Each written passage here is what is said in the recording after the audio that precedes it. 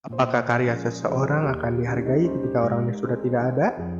Bagaimana menurut kalian? Di sini Van Gogh merupakan saksi hidup yang pernah mengalami salah satu ketidakadilan dalam hidup tersebut. Van Gogh, atau lebih kita sering kenal dengan nama asli Vincent Willem van Gogh, menghabiskan masa kecilnya sebagai anak yang pendiam, tertutup akan keramaian, dan lain-lain.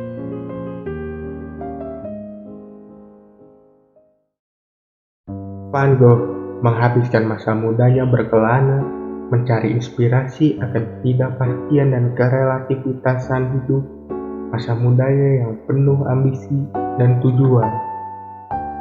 Beliau mengalami depresi ketika pindah ke London. Ia beralih ke bidang teologi atau agama dari sebelumnya artistik, yang otomatis membuatnya depresi karena dia dipaksakan oleh keadaan memilih hal yang sama sekali dia tidak inginkan sebelumnya. Van Gogh memiliki pandangan akan hidupnya sendiri yang dinamis dan penuh dengan ketidakpastian.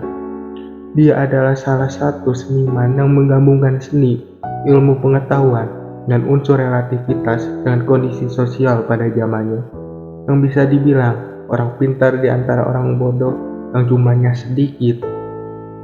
Those who ridiculous in serious manner will be serious in ridiculous manner. Ini suatu prinsip yang patut disematkan kepada Van Gogh. Timbang ia mengikuti arus seni mayoritas di zamannya, ia memilih teknik impasto yang masih asing kala itu. Ia memiliki sifat yang tekun, berpendirian tinggi, dan tahu resiko yang dia ambil terhadap ke arah mana dia akan melangkah ke depan. Ketimbang memperbaiki dan menyesuaikan aliran lukisannya, ia lebih memilih melaju, menerabas semuanya walaupun itu berkonsekuensi kisahnya tidak laku. Dari 900 lukisan hanya laku 1 buah, and it was a tough moment.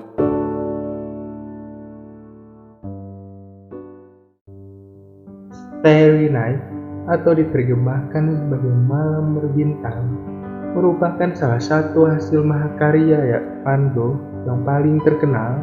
Di dalamnya memuat aspek psikologi dari dirinya sendiri yang memadukan warna biru gelap, warna hitam yang paling dominan sebagai warna mayor, dan bintang-bintang yang menggambarkan suasana pedesaan pada malam hari. Dia menciptakan Starry Night ketika dia sedang terasing dan dikucilkan. Dia memiliki orientasi akan suasana hatinya yang kacau, hancur, dan dari kesendirian itu Starry Night tercipta dan lahir. Terkadang objek pelampiasan dibutuhkan. Ketika kamu merasa bersedih, lampiaskan itu ke sesuatu yang akan dikenang orang ramai, sehingga kesedihanmu bisa dirasakan mereka juga. Sunflower menjadi lukisan kedua Van Gogh yang paling banyak diminati dan dikenal. Lukisan hasil mahakarya seniman Belanda ini paling fenomenal dan mungkin sangat mendominasi karena ada 5 lukisan Van Gogh yang bertema serupa juga, di mana semuanya tersebar ke berbagai belahan dunia.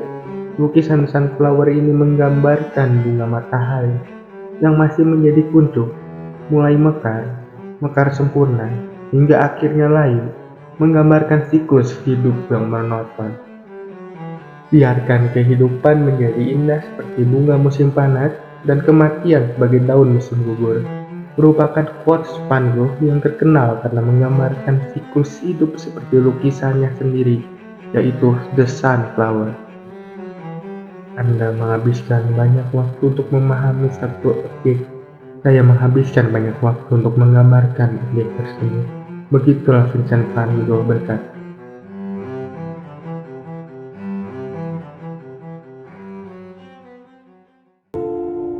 The Potato Eaters, atau si pemakan kentang, adalah hasil karya Van Gogh yang sempat diremehkan orang sekitarnya karena lukisan ini menyajikan pola warna dinamis relatif gelap tentang keluarga petani di meja makan, yang jika kita lihat sekilas, potretnya menggambarkan kehangatan keluarga di tengah kesederhanaan yang dilihat dari makanan perayaan mereka yang hanya berupa kentang.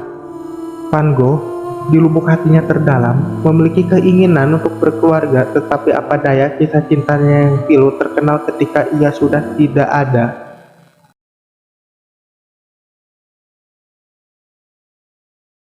Kisah hidup beliau yang seakan keberuntungan menjauhinya.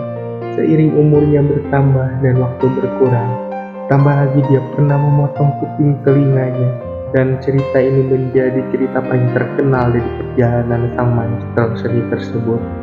Banyak yang mengetahui mengenai insiden ini, yang melibatkan Van Gogh dan Paul Gauguin pada zamannya. Pertengkaran antara dua temannya ini membuat Van Gogh tampak menjadi gila dan hilang akal hingga melakukan hal tersebut.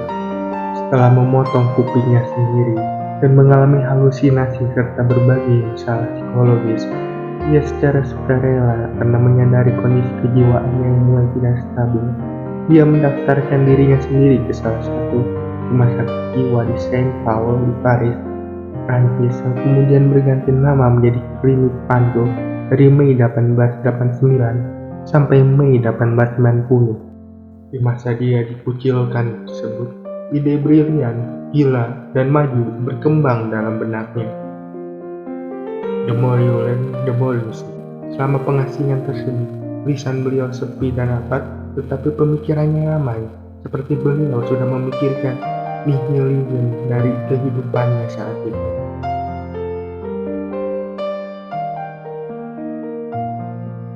Nihilisme adalah pandangan, filosofi, aliran, atau mazhab dari filsafat yang menolak aspek umum dan fundamental dari eksistensi manusia, seperti kebenaran objektif, pengetahuan, moralitas, nilai, atau makna kehidupan.